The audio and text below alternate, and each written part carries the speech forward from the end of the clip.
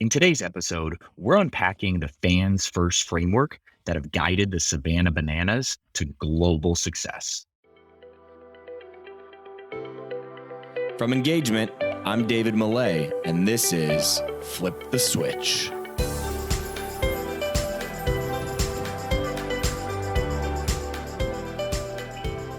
What is going on, everybody? Welcome back to another episode of Flip the Switch, where we sit down with leaders in customer experience and employee experience, and we try to figure out what are the trends that they're paying attention to? What are the experiments that they're running? What are the principles that have guided them to success throughout their entire career? Then we take all those insights and we apply them to the world of sports and entertainment.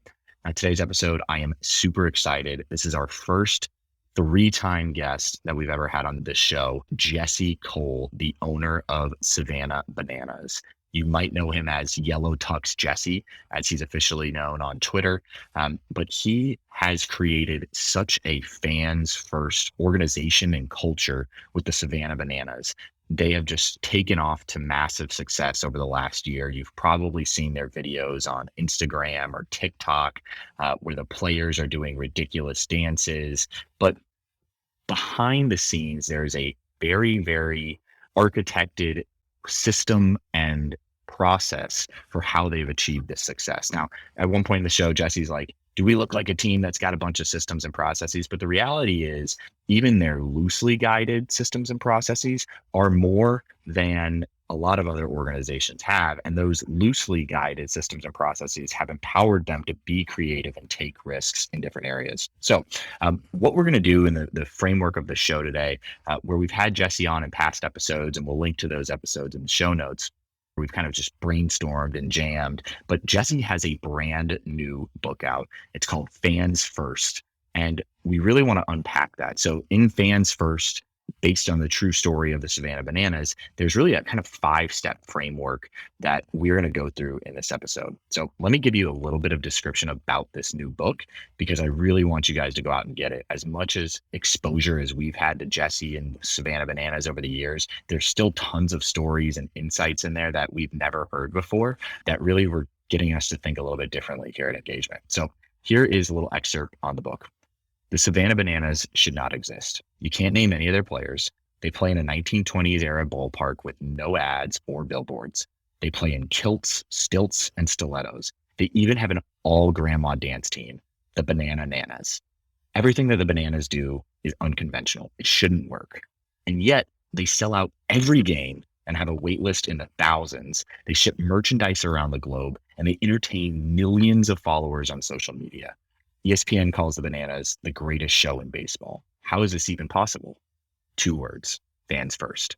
Packed with behind-the-peel stories, hard-earned lessons, and a few other surprises, Fans First teaches you how to stand out in your marketplace, drive explosive growth, and inspire fanatical loyalty. If this all sounds bananas, that's the point.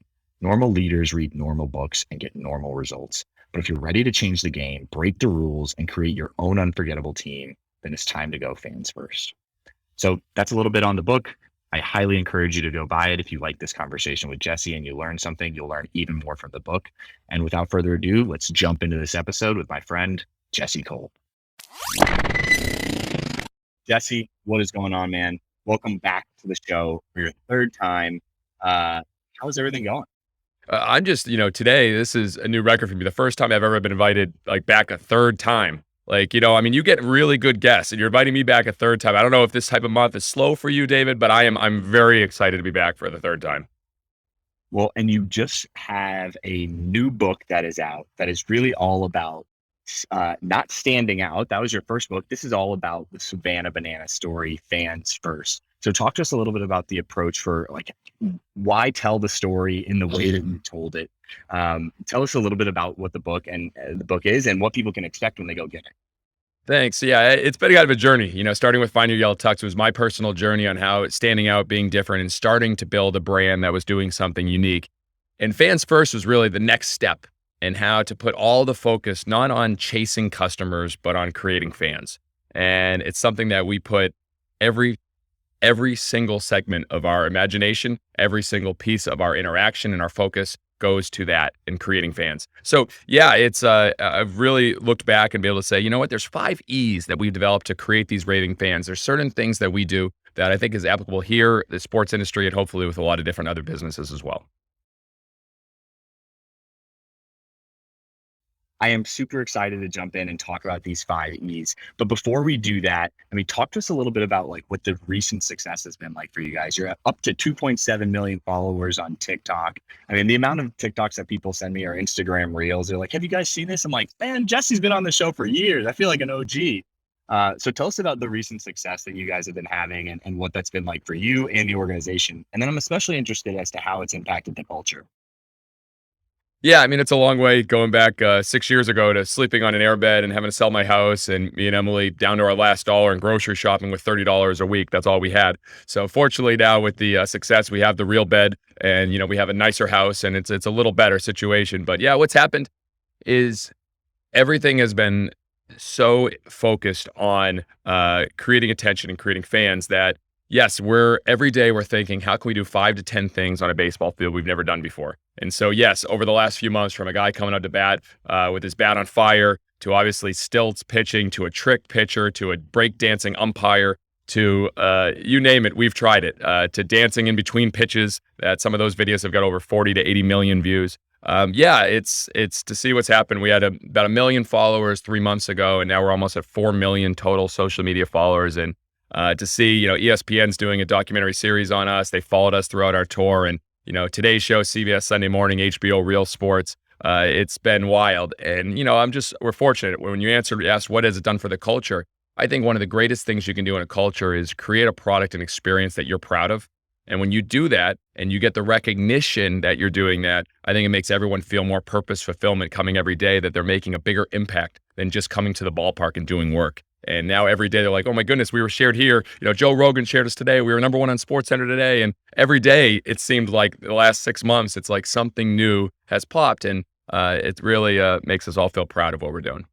Do you have a feature or a highlight, like you mentioned Joe Rogan retweeting you guys or whatever it might be? Do you have one that stands out that you're like, or a goal where you're like, if these guys push me out and say, hey, Savannah Bananas is so cool that we've made it. Do you have a favorite one or an aspirational one? ESPN's pretty big, but yeah, I mean, what do you think? What's your take?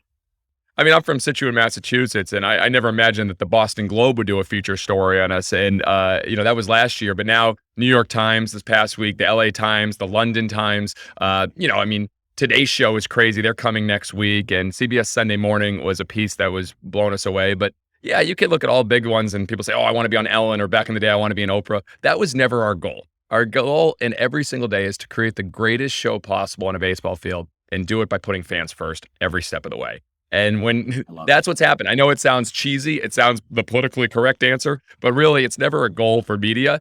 And now, fortunately, I mean, to think that, ESPN was with us for 2.5 months every day. I was mic'd up all the time to cover us on tour, and they're going to do a 4-episode series, almost an hour long each episode in August. Is pretty crazy because this is completely new for ESPN to do an original follow doc like this, for them to take the chance on that and then broadcast our games nationally, which they're in the works of doing, we've already done in April, is pretty special. Did ESPN come to you or you went to ESPN? So everything that I've learned is one small thing leads to the next thing. And so once we get a little bit of attention here, it leads to the next bigger attention, the next bigger attention, the next bigger attention. So last year we were starting to get, the Wall Street Journal covered us, Baseball America and Boston Globe and some of those bigger national features, and SportsCenter and ESPN found out about it. So they came and did a SportsCenter piece on us in August. And they called us the greatest show in baseball. And it was a 7-minute piece that took off. And me and the director, David Bellinson, hit it off. Like, he understood the core of who we are, what we stand for, and did a piece that was really special. And because that took off, he's like, Jesse, there is a show here. And we got reached out to by about 30 or 40 production companies. And I was like, David, why don't we just go to ESPN? And so we met with them. And I'll never forget, we met with them in October. They're like, we love you guys, but this is a long shot. There's no chance. We've never done anything like this. This can't happen. But the meeting went so well. And I was like, David, they have to. There's something here. And it went months and months and months. And I remember the call. I was in the car with Emily, and I got the message in the call that they greenlit it. And I was like, we've had over 100+ rejections for shows over the last 4 years. 100+. I haven't shared this publicly. 100. And when they said they greenlit to do a show on us, and it was literally in January, and the show was the filming and starting in February. So they had to put it together in January, get there in February to be there for our tryouts for our Banana Ball tour.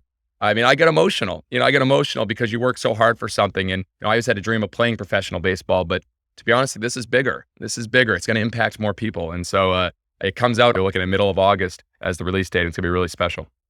I'm just, again, take one more second to celebrate you guys. I'm so hyped for you on it. It felt like for years, you especially were almost playing the role of Chicken Little, being like, baseball needs to become more entertaining. Baseball needs to put fans first. As any organization, you need to put your customers first. And we're showing how to do it on the front lines every single day, day in, day out, to an exaggerated amount of effort, right? And it's paid off. And I love to see that for you guys. I do have to ask one question. So before we go into our 5Es, you've always been such a staunch proponent of, again, going back to the culture, leading your team. You've led by example throughout. How much of your time now do you feel like you're dedicating towards staying in with the team versus doing the press type of things? Because you are the face of the organization as well. What's that balance been like for you? Great question. And I'm still trying to figure all this out. This is all new for me, David. So I don't have a masterful answer here, but it's very important. Like Mondays, my Monday is very intentional with our team.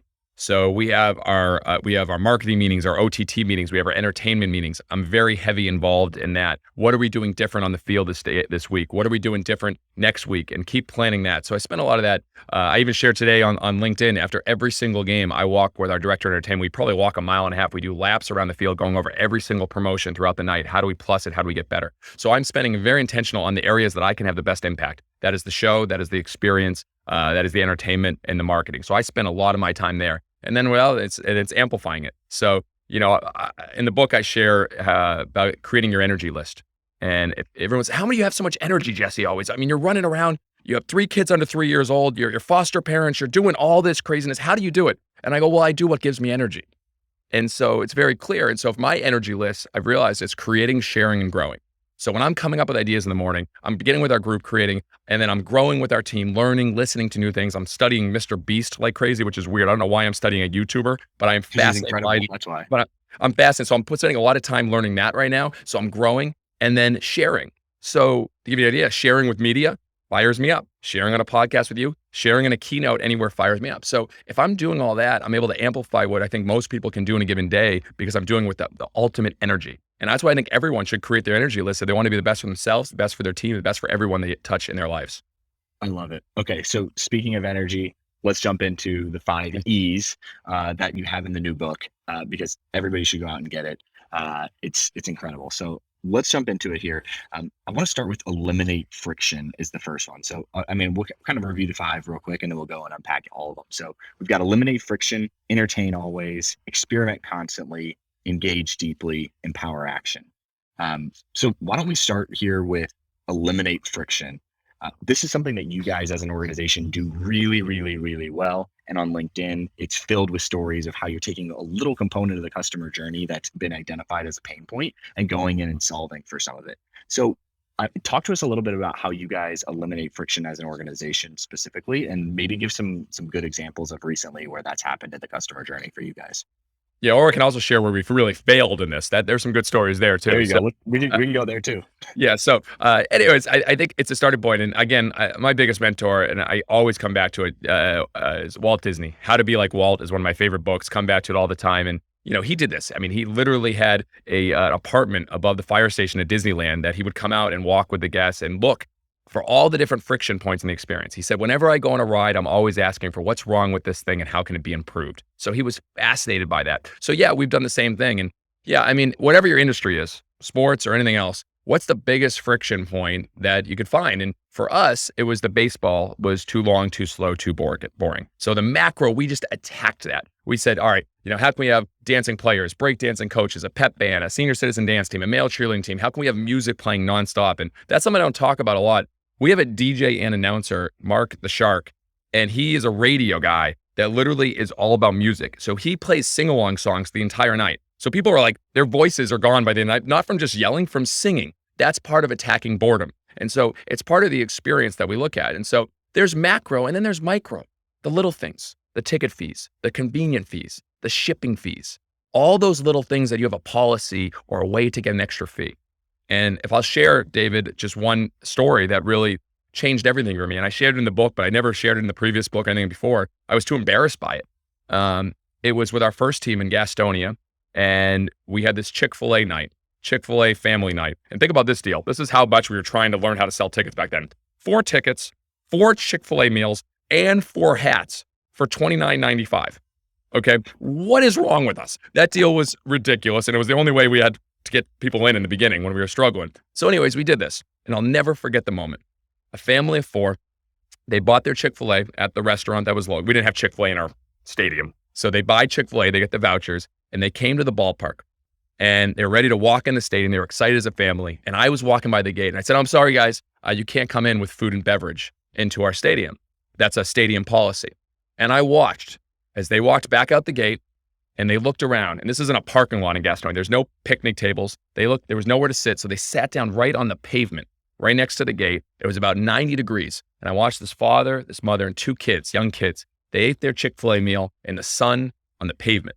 Once they finished their meals, they looked up and they were going to walk in, and they shook their heads and walked right back to their car and went home. And that hit me to my core. That night, I called a meeting with our staff and I said, guys, no longer are we saying people can't come in with food and beverage. And everyone's like, no, that's a policy. What about our concessions? What about our revenue? What about the smart people on our staff was like, you can't do that. I go, guys, we just ruined a first impression. We lost a fan because of a stupid policy. And I finally won that vote. Maybe because I was running the team, but that helped. I won the vote. And fortunately, that moment, we changed it. And David, if you look at how many teams in the world right now say no food and beverage allowed in the stadium, we made that move. Now we actually encourage it. Yeah.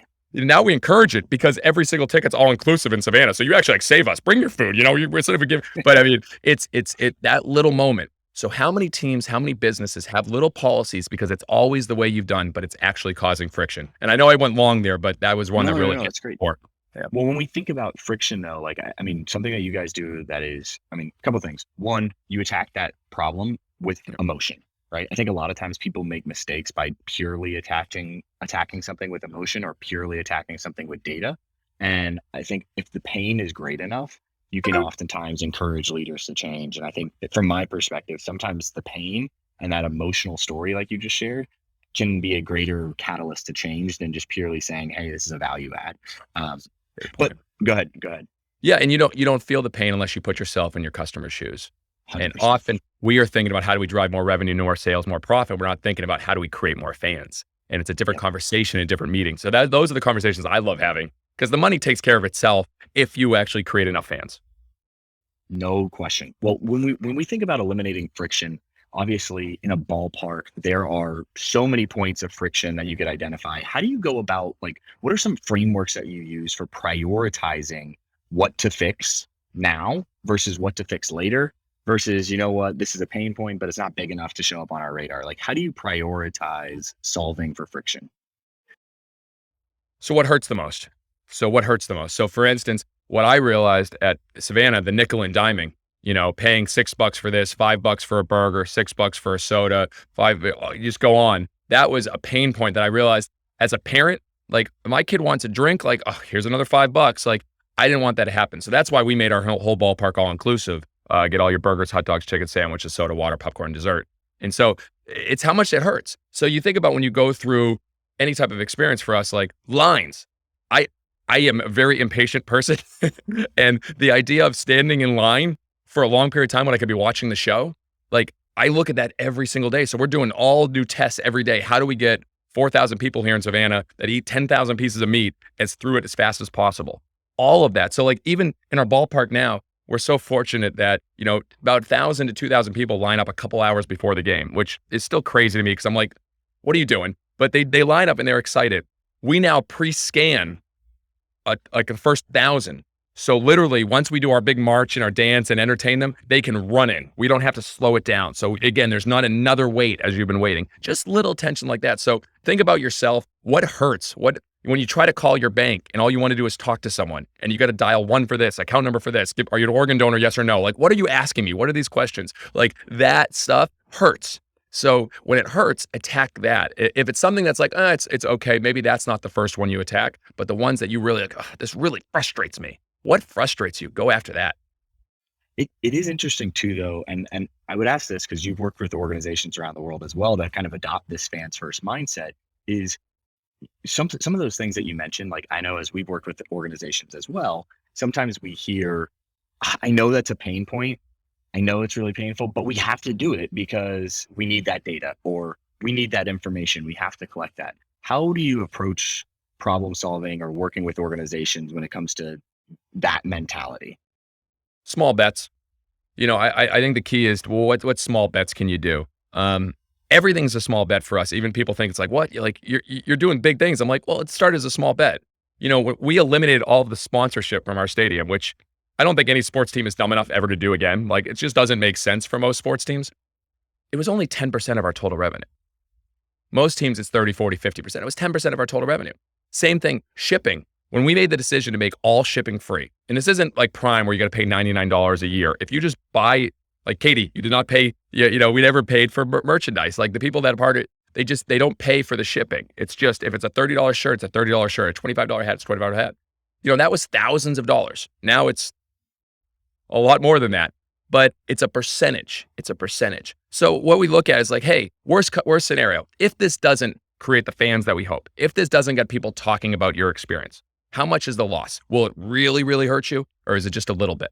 And that's kind of the way we look at anything. It's all small bets that turn into a big, big outcome and a result that, really creates fans. I love that small bets mentality. It allows you, I think, to take more risks without feeling really overwhelmed with, well, what are the ramifications of that kind of change? I love the small bets little kind of framework, if you will. Well, let's move into the next E, which is entertain always, right? And I think the customer journey, sometimes organizations will use this phrase driveway to driveway, but you guys are really taking it literally with actually creating like driving playlists on Spotify. Like, talk to me about how you guys approach the whole customer journey.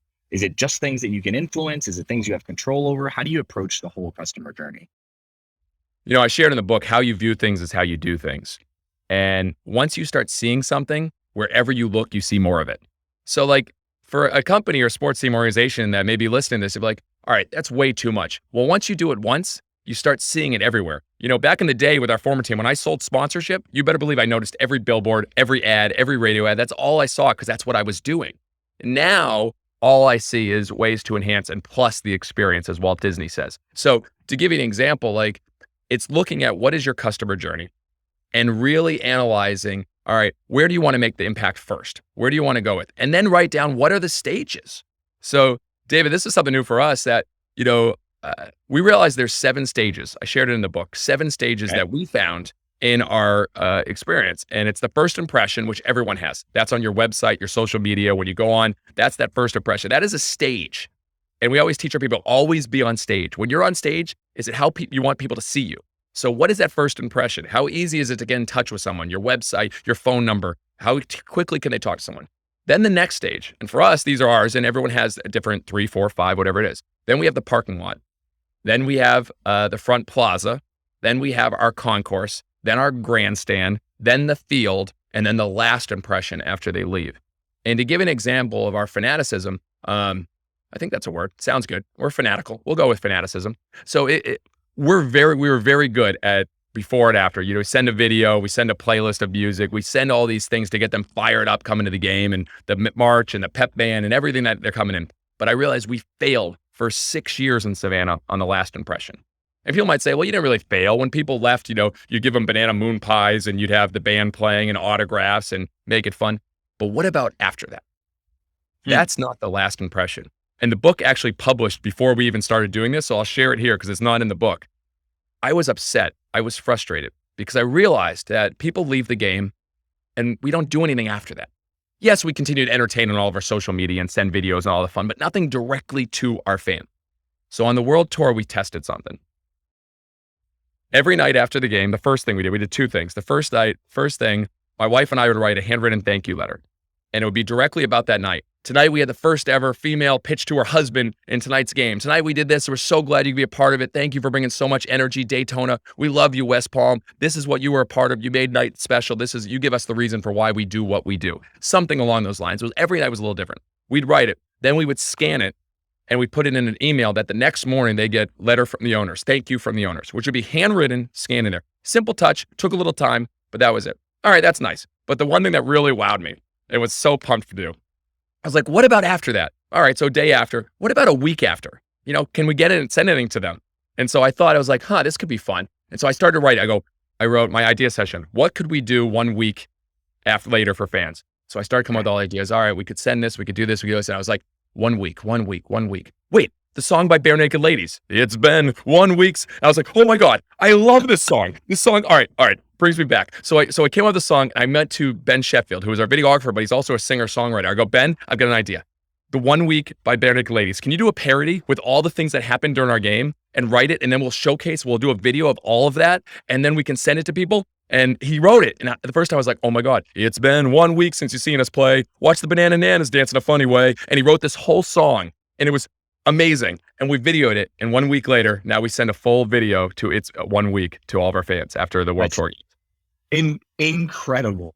I think I hope that for those of you listening to this, right? I mean, I think about especially the senior leaders, like get out of your office and be okay taking a small bet, like some of these things, right? Like, I mean, I think about times where we've been with organizations where they're backed up on call logs and their senior leaders, like 3 layers down, aren't picking up the phone and calling customers. And you guys are writing handwritten notes to fans every time and then saying, okay, how do we plus that up?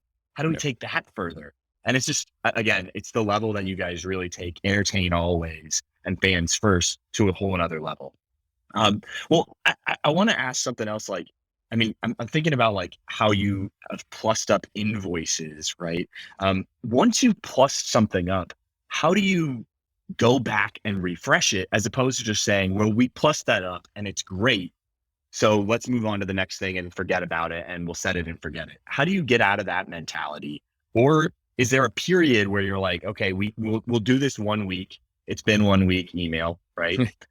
When will you go back and revisit that and say, is this working? Should we try something new? Great question. And something we're still learning. So the video, when people buy merchandise or they buy tickets, I was a part of the first few, maybe 3-4 years ago, we started doing that. And then I realized that each year after, we're like, it wasn't as good or as creative. And so, like, for instance, we refreshed that. And now when people buy tickets or merchandise, we might send a different video like, hey, while you're doing this, check out the time that our player danced or came out as Rick, the nature boy, Flair, and pitched in his underwear. And we just send other new, more updated videos instead of just doing always a unique, video particular to that thing. So we want to stay fresh. But like your invoice question, yeah, I mean, I wrote this 2 years ago. And for the listeners, we believe every pay point is a pain point. So this is the invoice. It's congrats. This is your day, the day you've been waiting for. Today is the day you get to pay. You may think you've had days like this, the day you bought your first house, the day you bought your first car, or maybe your first all-inclusive vacation, but nothing is quite like Bananas Payday. So pull out your money order, savings bond, rare coins, Bitcoin, gold, cash, credit card, or check, and make that payment like we know you can. We believe in you. This is your moment. Now seize it. Your life will never be the same. Love, Jesse Cole and the Bananas. So like that I wrote, and to be honest with you, it's like, I kind of like that. Like, I don't know how we plus that or do that different. The only thing is like, all right, that's written form.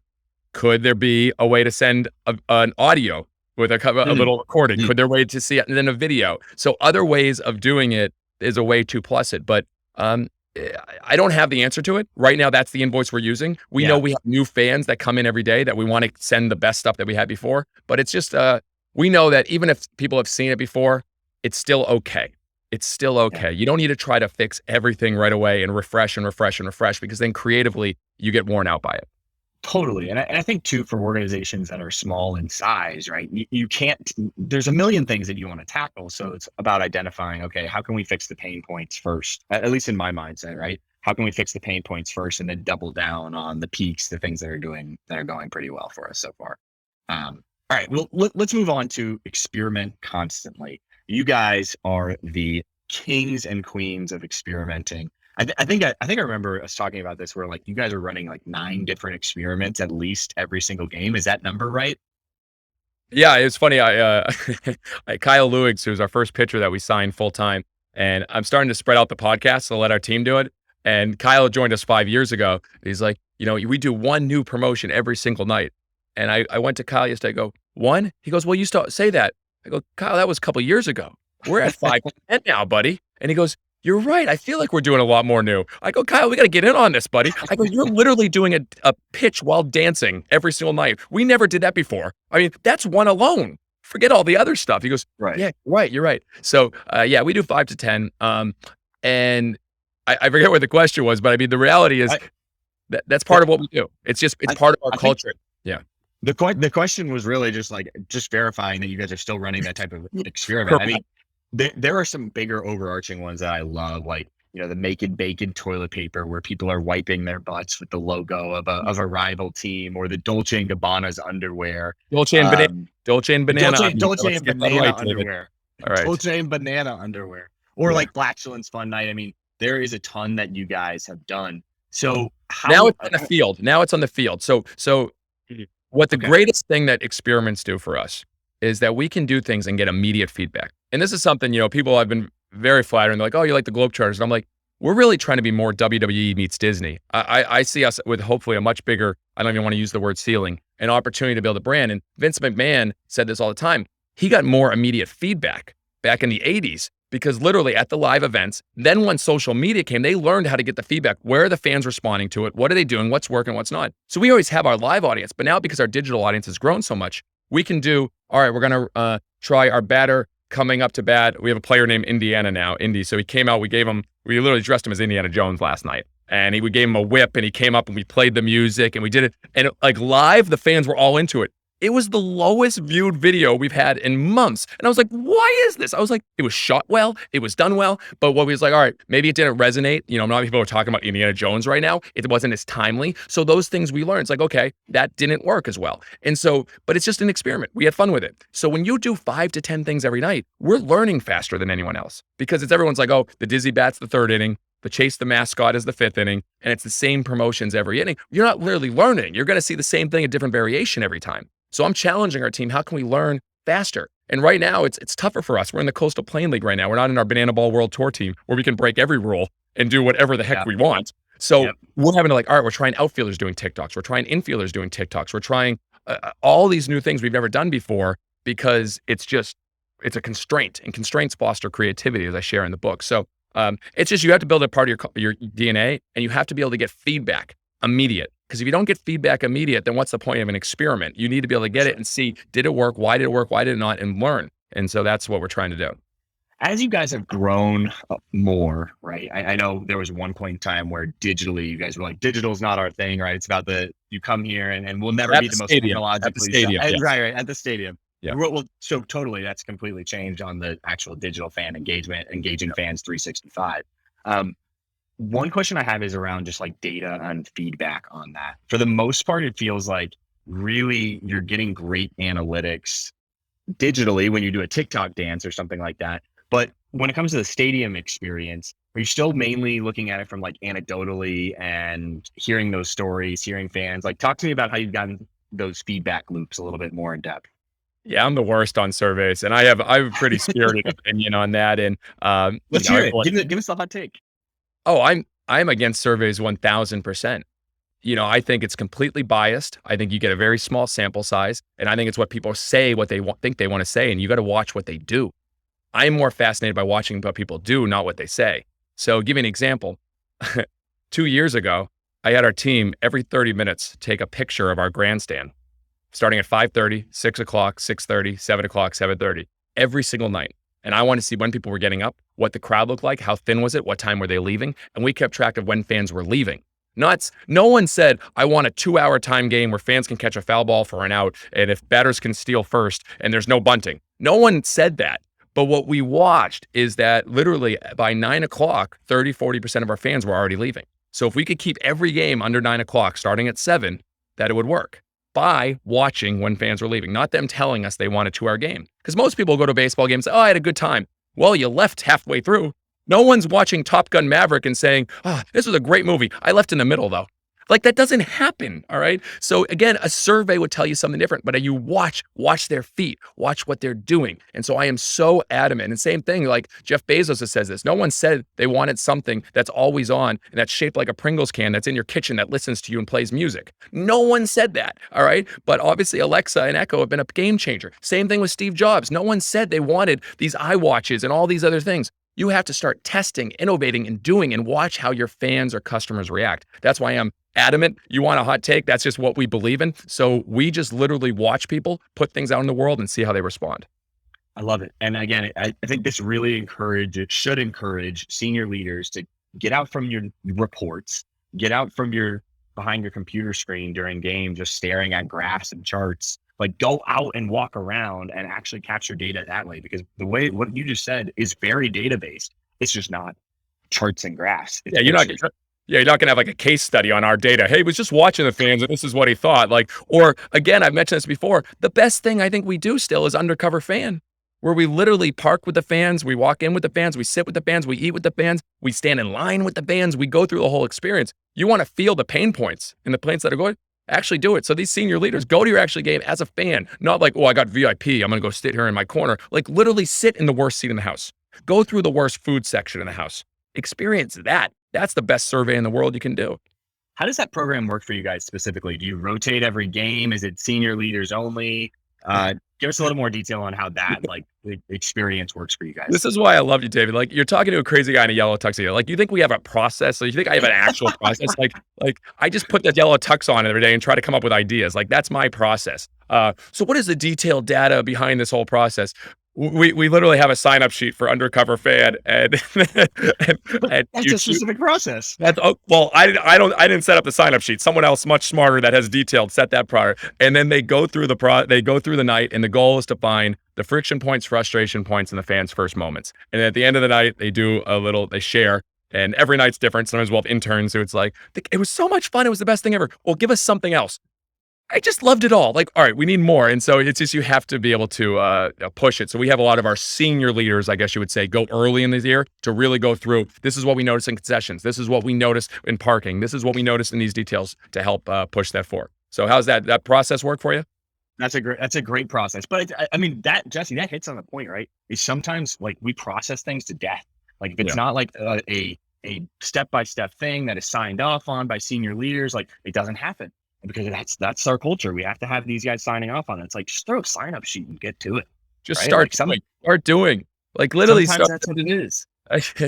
You know, it's so funny because Herb Kelleher, I think I might have shared this before. He was asked 5 years in by a reporter, what's your business plan for Southwest Airlines? What's your strategy? And he goes, it's called doing things. Like that's all he said. Like that was the literal quote from him. It's called doing things. Yet is one of the most brilliant things when you think about it. Like they just worked fast, did things, and learned. And they made a lot of mistakes. But I really believe there's a huge value in learning faster. And the only way you learn faster is if you do more. Love that. All right. For sake of time, let's keep moving here to engage deeply. Okay. Now in the book, you've got this story about Coach Riley and the Nunn family. And when I think about some of the bigger organizations, especially sports teams that we work with, like this concept of creating a personalized experience is like particularly scary. They always get stuck on like, if we do this for one person, now we've got to do it for everybody, or this person's going to complain because they saw it happening to that person and they're not getting it. So how might we reframe their mindset around personalized experiences and scaling personalized experiences, making them maybe a little bit more manageable? Well, I would say you got to do the unscalable to do the scalable. And so we've done a lot of unscalable, and we haven't figured, we were making thank you calls to every single fan that bought a ticket and every fan that bought merchandise. And unfortunately we reached to a point where we have to get more creative. So, but we started that way. So you have to start by doing the unscalable. And I think, one of the best advice I've heard was from Andy Stanley: do for one what you wish you could do for many. And I think a lot of people, us leaders, were like, oh, well, we got to try to do that for everyone. No, just know that you create these certain moments, and then that the emotion behind it, the feeling behind it, the reason behind it is what can really be shared with your team to do more of that. So, to give you an example, like every day I walk into the locker room and I will see the team with a phone doing a personal video message to some fan that they're sending out. We had just the other day, a kid who's, battling leukemia, and his favorite team's the Bananas. He watches us on YouTube. And so not only did I watch, they all just sent this video to him. Then our team sent obviously a hat and some gear and a personal message. And, we're doing it's just little things like that. That's not beyond special. A lot of teams do that. But for that one person, it matters a lot. So the advice that I've learned from here was from Darren Ross. He said he runs the Magic Castle Hotel. I shared in the book, but it's listen carefully, respond creatively. I think as leaders, how often do we listen? Whenever I go to a hotel, they always have additional comments. I always put a note. I really love water. It's a simple note. Like I love water. And I just want to know who will put a water bottle in my room. Like it costs 17 cents. I would say 1 out of 5 have a water bottle in my room. Or I call them, do you have any water? They're like, oh, it's $5, the Evian bottle in your room. And again, it's not a huge deal, but so many people will put in comments. I'm celebrating anniversary. I'm here for the first time. We find out when our members, we see on Facebook that they're going to have a baby. So we send them a Bananas onesie and we say, welcome the banana baby. And we'll send it to them. And they don't even know, like just a congratulations. We also have a wait list for our banana baby, which is really funny. So people, before they're even having their baby, they have a wait list. They're like, we're giving birth in May of next year. We just want to make sure we're ready to go. I'm like, that's crazy, but you're on the list. But anyways, but it's part of that thing. It's like, how can we listen and know, oh, this is a Georgia Bulldog fan. They're a Yankees fan. They're so-and-so. And just listen and say, you know what? I'm going to send something. I'm going to find this little thing and just send it thinking about you, or do a video. I'm thinking about you. Don't do it for everyone. You can't do it for everyone, but find those moments and it makes an impact. So on this note, I mean, and there's the book is filled with stories as well of people that have connections with the brand now that maybe haven't come to a game. And maybe they might come to a game at some point in the future. Maybe they won't. Maybe they live in another country, whatever it might be. How have you prioritized kind of spending your time balancing between that virtual fan 365 experience that they have with the brand versus the in-game fan experience? Like, where do you guys feel like you balance your time as a sports organization or an entertainment organization? Going back to Mr. Beast, and this is funny because a week ago I had no idea who this guy is, but I've listened to every podcast. I know, I gotta figure it out. I've got to get into it, but now I know. Now I know probably more than most people. So I'll get. In 1 week I went hard, and I think that's actually a great way to learn. Is go very deep on something. Once you want into it, just go as deep as possible. So, anyways, I've probably listened to every podcast, read. I even bought like this weird essay on Amazon that's like being sold. I think they've sold like 13 copies. I bought it. I've everything I could, and every interview I listen to, he says, just trying to create the greatest video possible. Everything we do is try to create the greatest video possible. Greatest video possible. And it was like, all right, I'm seeing a theme here. And so for me in spending my time, what I realize is to create the greatest show possible. Create the greatest show in sports possible. Every single day, create the greatest show. It's why I walk around and try to plus every experience. If we create the greatest show possible, it's great for a live crowd, and then it translates to a digital crowd.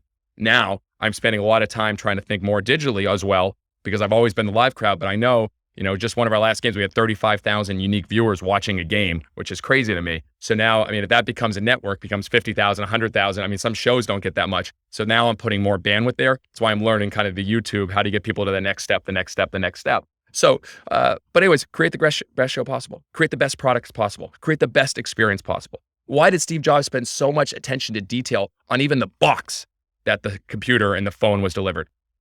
Create the greatest product possible. And then everything else takes care of itself.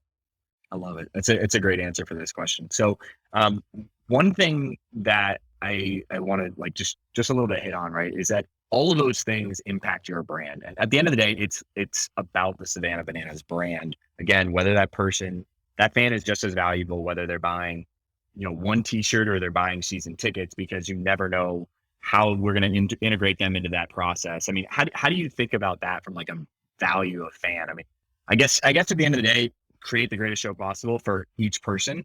But how do you think about that in terms of like fan value or average lifetime value of a fan? Do you calculate that at all? That sounds like a really smart thing I should think about. But no, I've put zero bandwidth into any of that. So again, people are going to listen like, this guy puts zero attention to detail that I'm trying to create the greatest show possible. So every fan is valuable to us. We always say every game is someone's first game. Every day is someone's opportunity to create a fan. And so everyone on our staff, whatever it is. So even like, I make sure whenever I see people in Bananas gear, oh, I love you in that shirt. You look good. I'm not talking about the ballpark. I see him out in town. I say, go Bananas. And, just little things, because just acknowledging that fan, they might have bought one shirt. They might have come to 50 games. They might have come to one game. Every game I go up in the crowd and I say, all right, who's the furthest from home? And usually we're averaging about 25 to 30 states in 4 or 5 countries, which is comical to me. And then I say, all right, and I say, who's the closest to home? And we acknowledge them, the people that are just down the road. And then we say, who's first game here? Right now, it's usually about 50% of our crowd. And who's come to a Bananas game before? We acknowledge everyone. They're all the same to us. They're all a part of Banana Land. But we want to acknowledge them for whatever category they fit into in this crazy thing that we call Banana Land. I love it. All right, let's hit into empowering action. And I think this is going to really highlight the fact that you very much pay attention to details. You guys have really created a culture that embraces yes, no idea being too crazy. And I love your LinkedIn page because you're constantly sharing like the behind the scenes insights of things that you guys do.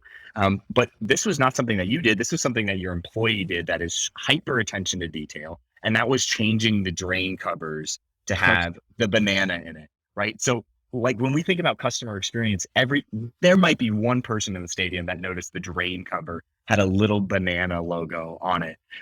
But so, I mean, one, maybe give us an insight into that story. And then I want to ask, are there certain parameters or limits that people can work within? Like, do they need to get approval for things? Because I know in that drain story, I don't believe that there was an approval process I went through. But anyway, that's my open-ended question. So go for it. Rock and roll. The drain story, very simple. We're in a 1926 ballpark. I'm looking at it right now, and it's challenged. It's almost 100 years. When you're getting to almost be 100 years old, you're going to need a little help. And so our ballpark needs a lot of help. And so one of the areas, the drain covers have probably been there since 1937. Probably got a new reboot after there was a hurricane here back in the day. But anyways, so we have our Kurt, who walks around, is huge for us. He is our, director of groups. He started as a group leader. So literally he was running a youth group and came out one night. It was Bark in the Park night. And we had all the fans bark as dogs. He won the best bark. So I actually remember he told me that story. So he was a fan, came out to the game. Then he became a part-time staff member and an usher and working the grills. Then he became seasonal. Then he became full-time. So he's gone the full gauntlet of seeing what it is, which I think is so great. Hire your fans. If you can hire your fans, that's a win. Tangent, moving on. Now to Kurt and the drain story. So he's going around the stadium and he's still like looking at the fans and the ushers and he's like looking at these drains. He's like, man, that's terrible. And I didn't know it, but he's like, hey, Jesse, check this out. And he showed me a prototype. I was like, oh, that's pretty cool. And I go, what's this? He goes, just the drains. They were just all rusty. I thought, might as well see if we can do a banana. So I reached out to this person. They couldn't do it. Reached out to this person. They said they could do it. And he said, so I just got them all made for all of them. And I look at it. It's like this tiny little like square drains. Like I bet you 99% of our fans don't notice. But the 1% that notices like, that's interesting. The same thing, every base that we have, our bases are always yellow. Coming in August are custom yellow baseballs. Every little detail does matter. And I think learn this from Disney. It's how you do anything is how you do everything. And so, and just a little bit of notes. So yeah, we empower people as far as budgets. Like, no, if you see something, just do it. Just do it. And I think that's like, I'll give you another example. The Party Animals, the team that we played in our Banana Ball World Tour, it's one of our teams. I didn't know half the things they were going to do. But because they understood the vision, if you're very clear on the vision, it's fans first, entertainment always, we're going to make baseball fun. We had players take out kids on the field. I remember our left fielder took out a kid on the field in the middle of the game, and he's like, brings him to shortstop. And I'm like, oh no, please don't be a line drive. Please don't be a line drive. Are we okay? Okay. We had another guy walk up to bat blindfolded. I'm like, he's going to get hit. Like, this is just dangerous. And then the next day, they come up with a bat on fire. I'm like, this ain't going to go well. And like every night, and then another guy comes up to bat smoking a cigar as he's up to bat. I'm like, what are these guys doing? But some of those we had to tame back a little bit. But because you gave them the permission, make baseball fun and be fans first and entertain always, they embodied it. And a lot of those clips with our opponent got more views and more viral hits than some of the things that we did. And so I think you got to be clear with the vision. And we just say, here's what we're doing, guys. Have fun. And if they do something that's overboard, great. Like, I want to see someone go overboard. Like, that's crazy. Like, go too far. That means that you have the ultimate permission to have fun, and we'll tone it back from there. Yeah, I think definitely as a leader, when it comes to customer experience, like you'd rather have your employees go too far and rein them back in than have to constantly push them and try to get them to do more. It's so much easier to coach from that perspective. 100%. All right. Well, just bring us home here. One of our favorite quotes from the book is, the first fan is yourself. You can't create fans until you're a fan of what you do. So I'm going to ask this question for you. what has been one or two of the things that, maybe let's take your top one that you've been a fan of that you haven't talked about yet on any other show or any other podcast, a top moment that you're just really proud of that you think our audience should know about and that they can learn from? Can I share one that I have shared, but it's more recent, and then share another one? I'll combine them here. All right, you're giving me permission. I'm breaking rules. That's what I do. All right, the first one that I haven't shared much is the 7th inning stretch. Take Me Out to the Ball Game is not the Savannah Bananas. That's your grandpa's game, the song you sing. I know people have a lot of affinity to it, and I have some fans. How come you don't sing "Take Me Out to the Ball Game" anymore? I'm like, it's not. We're not. It's this Banana Land. We don't go back to the ball game with Cracker Jacks. It's a little bit different. So I just kept thinking. I go, how do we get the crowd to be a part of something that's genuinely unique, genuinely fun? You feel part of something. In our games, as you know, from the dancing players and "Hey Baby" and the singing and the crazy promotions, people in diapers and colon cleansings and porta johns and all those crazy things we do, living piñatas. There's a lot of things that are fun and wild. But I always like on a great movie, there's a roller coaster of emotion. It takes you from a high, a thrill, to laughter, to you feel part of something. You're caught and it's emotional. And so I really want to take people on those journeys. And so I said the 7th inning stretch, I don't want just everyone singing "Take Me Out to the Ball Game." I want them to feel part of something that's genuinely unique to the Bananas. So I wrote down ideas. I said, 7th inning stretch ideas, what can we sing? And I was like, all right, come on. And then all of a sudden came to me, "Yellow" by Coldplay. Bananas, Yellow, Coldplay. And so we tried it the first night, and it was just awkward and uncomfortable. The song didn't start at the right point. People didn't know how to sing. But the second night, I said, everyone, take up your phones, put your phones in the air and your flashlight. Look at the stars, look how they shine for you and everything you do. And it was all yellow. And to see 4,000 people, and on the road, we were up to 10,000 people with their lights flashing and everyone singing, "Look at the stars, look how they shine for you." And it's like, "I love you so." And then I finished with, "We love you, Banana Nation. Thank you so much." And you hear everyone just go nuts. It's an emotional, powerful moment. And for me, the greatest moment is when I'm doing it, I'm seeing all the fans, thousands of fans. I look over and I see the players on the line, and you can see the players taking in what they're a part of and that they've created something truly special. And I tested this on a speech in Miami a couple weeks ago. So I said, "Turn off the lights. Everyone put your flashlights." And everyone was singing, holding their flashlights. I was like, it doesn't work the same, but it's okay. It's okay. Because I want people to take a second and be a part of something. So actually, I'm not even going to tell the other one. I'm going to leave it at that one, never told before. So I hope that works. That's a great one, Jesse. Well, hey, where can people follow along your journey, get more insights? I think LinkedIn is a great spot, but where can people find you? Obviously, they got to go buy the book. Give us the details. Sure. I spend most of my time on MySpace. So if you guys want to just check me out on MySpace, I got a page. I got some of the new upcoming music. I got a really cool, fun profile. Yeah, you hit it. LinkedIn, I spend most of my time. I do posts behind the scenes every single day or every other day. And so, yeah, check that out. Find us, the Bananas. I'm pretty easily accessible. And thanks, man. It's always a pleasure, especially third time with you guys. If you don't have the book already, go get it. We'll put a link in the show notes so that you can go get it.